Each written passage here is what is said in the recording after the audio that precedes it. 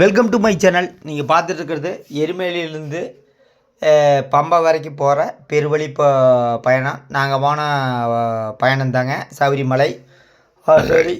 Already ஒரு 3 நாளைக்கு முன்னாடி ஒரு வீடியோ போட்டிருப்பேன்.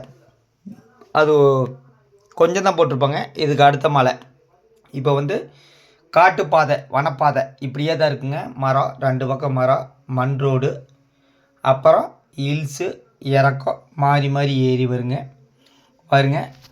எல்லாம் நடந்து வந்துட்டுக்கிறாங்க. போகிற வழியில் பூரா கடையாக தான் இருக்குங்க. நம்ம ஐயப்பா பக்தர்கள் நாங்கள் சில பேர் உட்காந்துட்டுக்கிறாங்க. முழு வீடியோ வந்து கொஞ்சம் கொஞ்சமாக தான் போட முடியும். ஏன்னா கிட்டத்தட்ட 1 மணி நேரம் வருங்க முழு வீடியோ போட்டால். ஆனால் அது 2 நாள் அப்படியே நடந்து போகிறதாங்க.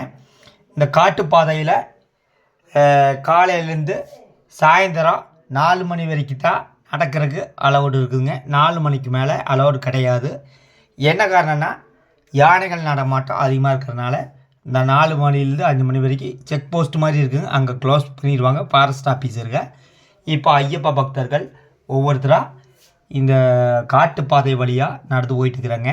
பெருவழி போகிறது சாதாரணப்பட்ட கிடையாது. அழுதமலை ஏற்றம் இறக்கம், அப்புறம் கரிமலை ஏற்றம் இறக்கம், மறுபடி பிளைன்ஸு, நிறைய வழி இருக்குதுங்க. அப்போ அடுத்த வீடியோவில் நான் சொல்கிறேங்க. பாருங்க, வனப்பாதையில் தான் 2 பக்கம் பார்த்தீங்கன்னா பூரா மலை, செடி, மரங்கள் அதிகமாக இருக்குங்க.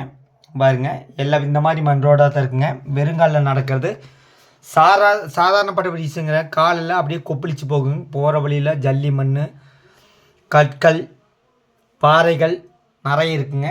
எல்லோரும் ஐயப்பா பக்தர் விரதம் இருந்து பெருவழி போயிட்டுருக்குறாங்க. போகிற வழியில் போகிற பார்த்திங்கன்னா சின்ன சின்ன கோயில் இருக்குங்க. இது ஒரு கோயிலுங்க. இந்த கோயில் சாமியும் விட்டு அப்படியே நடந்து போயிட்டுருக்குறாங்க.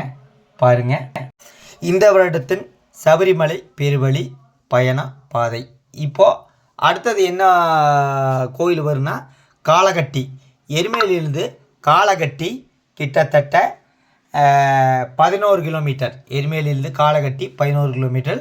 இந்த காளகட்டியிலேருந்து அழுதமலை, அதுதான் பெருவழியோட முதல் மலைனா ஸ்டார்டிங். அந்த காளகட்டிக்கும் அழுதைக்கும் பார்த்தீங்கன்னா 2 கிலோமீட்டர் தான் டிஃப்ரெண்ட்டு. எருமேலியிலேருந்து அழுத 13 கிலோமீட்டர். இப்படியே தான் இருக்குங்க. நடந்து போயிட்டே இருக்க வேண்டியதாக. வெயில் வரக்கு முன்னாடி நடந்து போனால் கொஞ்சம் பிரச்சனை இல்லை. வெயில் வந்தால் கொஞ்சம் சிரமந்தான். இப்போ காலை சுமார் ஒரு 8 மணி அளவில், 8 மணி அளவுக்கு பார்த்தீங்கன்னா அந்த பனி மூட்டம் அப்படியே இருக்குது பாருங்க. போகிற வழியில் பூரா பார்த்தீங்கன்னா கடை இருக்குதுங்க. இளநீர் இருக்குது, டீ, காஃபி, ஜூஸு எல்லா ஐட்டம் இருக்குதுங்க. ஏன்னா இந்த கடையெல்லாம் பார்த்தீங்கன்னா ஆல்ரெடி ஆகஸ்ட் மாதமே டெண்டர் எடுத்து வச்சுக்குவாங்க. டெண்டர் இல்லாதவங்களுக்கு இந்த கடை கிடைக்காதுங்க. இது தேவசம் போர்டு அங்கத்துக்குள்ளே வரும் இந்த கடை. ஒவ்வொரு கடைக்கும் ஒவ்வொரு நம்பர், டோக்கன் நம்பர் கொடுத்துருப்பாங்க. இதுக்கு வந்து விரின்னு சொல்லுவாங்க, கடைன்னு சொல்லுவாங்க, கூல்பாருன்னு சொல்லுவாங்க.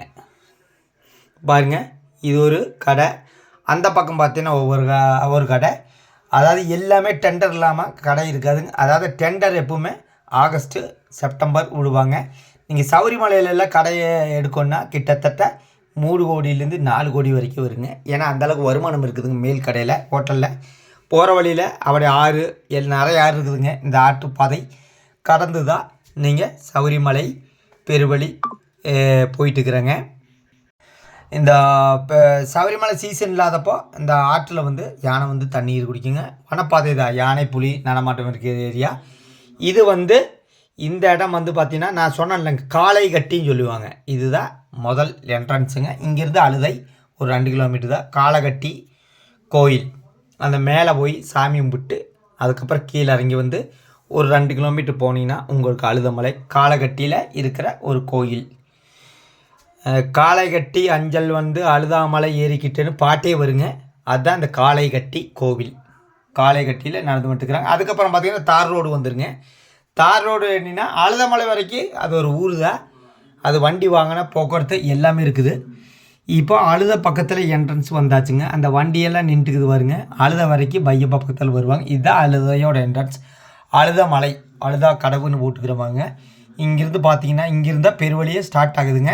இது வரைக்கும் பிளைன்ஸாக தான் இருக்குங்க. இதுக்கப்புறம் தான் மலையே ஸ்டார்ட் ஆகுதுங்க. பாருங்கள், அழுதமலை. இங்கே ஒரு மிகப்பெரிய ஆறு இருக்குதுங்க. இந்த ஆற்றுல குளிச்சுட்டு ஒரு சின்ன கல் எடுத்துகிட்டு வந்து கல்லிடாங்குண்டுன்னு ஒரு இடம் இருக்குங்க. அந்த இடத்துல போடணும். அந்த கல்லிடாங்குன்று வந்தோன்னா நான் உங்களுக்கு அதனோட வரலாறு பற்றி சொல்கிறேங்க. ஐயப்பா பக்தர்கள் எல்லாம் குளிச்சுட்டு மறுபடியும் கட்டு எடுத்துகிட்டு நடந்து போயிட்டு இருக்கிறாங்க. இதுதான் ஃபஸ்ட்டு மலை, அழுத மலை. இங்கே செக் போஸ்ட் இருக்குங்க, போலீஸ்கார் செக் பண்ணுவார். பிளாஸ்டிக் அலோடு கிடையாது. பிளாஸ்டிக் இருந்துச்சுன்னா பிடிக்கி வச்சுக்குவாங்க. பக்காவான செக்கிங் இருக்குதுங்க. அந்த செக்கிங்கில் எல்லாம் செக் பண்ணுவாங்க. ஆன்லைன் டிக்கெட் கம்பல்சரி செக் பண்ணுவாங்க. நம்ம கூட வந்த ஒரு ஐயப்பா பக்தர்கள்லாம் திரும்பி பார்த்து நடந்து போயிட்டு இருக்கிறாங்க. இந்த அழுத மலை சரியான மலை, 3 கிலோமீட்டர் பயங்கரமான மலை. எப்படா அந்த மேலே வரும்னு இருக்குங்க, அந்தளவுக்கு ஒரு ஹில்ஸு தாங்க. அப்படியே மேலே நடந்து வந்துட்டுருக்குறாங்க. நம்ம கூட வர ஐயப்பா பக்தர்கள் ஃபோன் பேசிட்டு அப்படியே மேலே நடந்து வந்துட்டுருக்குறாங்க. இங்கெல்லாம் டவர் கிடைக்குங்க. அதுக்கப்புறம் பார்த்திங்கன்னா செல்ஃபோன் டவர் கிடைக்காது. பாருங்கள், மேலே மலை ஏறிட்டு இருக்கிறேங்க. அப்படியே போயிட்டே இருக்குங்க. நானுமே பின்னாடி வர ஐயப்பா பக்தர்கள் நடந்து போயிட்டு இருக்கிறேங்க. அழுத மலை பார்த்திங்கன்னா 3 கிலோமீட்டர், மேலே 3 கிலோமீட்டர், இறக்கம் அதே மாதிரி 2.25 கிலோமீட்டர். எந்த அளவுக்கு ஒரு மலை ஏறுறீங்களோ அந்த அளவுக்கு வந்து இறக்கம் அதே மாதிரி இருக்குங்க. எங்கூட வந்த ஒரு ஐயப்பா பக்தர்கள் கை தட்டிகிட்டே வந்துட்டுக்கிறாருங்க. சரணம் போட்டு கை தட்டிகிட்டே வந்துட்டுக்கிறாரு. பார்த்தீங்கன்னா அழுத மலை ஏறிட்டு இருக்கிறேங்க. ஏறுறது சாதாரண விஷயம் கிடையாது, ரொம்ப ரொம்ப கஷ்டம். 3 கிலோமீட்டர் போகிறதுக்கு கிட்டத்தட்ட 2.5 மணி நேரம் ஆகி போச்சுங்க. மேலே மேடு ஏறிட்டு இருக்குது. அப்படியே வளைஞ்சு வளைஞ்சு வருங்க. பார்த்தீங்கன்னா பூரா ஹில்ஸு தான். கொஞ்சம் ரிஸ்க் எடுத்தால் ஏறணும். அழுத மலை கொஞ்சம் ரிஸ்க்கு. அதுக்கப்புறம் பார்த்தீங்கன்னா இன்னொரு ரிஸ்க்கான மலை கரிமலை, அது கடைசியில் தான் வருங்க. பாருங்க, இப்படி தான் இருக்குது. போகிற வழியும் பூரா மரமெல்லாம் வெட்டி விட்டுருக்குறாங்க. ஐயப்பா பக்கத்தில் நடந்து வர்றதுக்கு வெட்டி விட்டுருக்குறாங்க. பாறை, கல், பாறை அப்படியே தான் இருக்கும். சபரிமலை ஐயப்பன் கோவில் இந்த வருடத்தின் பெருவழி பயணம் பாருங்க, பூரா அப்படியே தான் இருக்குங்க. பூரா நம்மளுக்கு கெஸ் எலும்பும். ஏன்னா எப்படி இருந்தாலும் 5 இடத்துல நின்று தான் போக முடியும், நிற்காம போக முடியாது. எல்லா ஐயப்ப பக்தர்களும் நடந்து வராங்க. உடம்பு இருக்கிறவங்க இல்லாதவங்க எல்லா ஐயப்ப பக்தர்களும் ஐயப்பனை தரிசிக்க வேண்டி பெருவழியில் கம்பல்சரியாக வர்றாங்க. ஒரு சிலர் சிறுவழியில் போகிறாங்க, முடியாதவர்கள். ஆனால் பெருவழியில் போயிட்டு வந்தால் உங்களுக்கு கை கால் வலி ஒன்றுமே இருக்காது. இதுதான் அழுத மலை ஏறிட்டு இருக்கிற மலை. பாருங்கள் எப்படி இருக்குது பாருங்கள்.